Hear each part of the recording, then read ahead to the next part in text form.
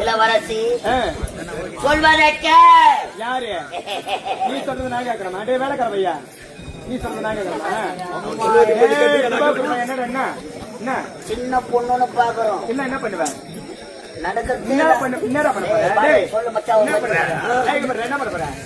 என்ன பண்ணுவேன்? என்னடா பண்ணுவேன்? என்ன வேணாம்? ஓ என்ன பண்ணுவேன்? போயிடு பையா, ஆட்சியில விட்டு ஆட்டுன்னு. ஆக்கிலியா? ஆமா, பிள்ளைக்காய்.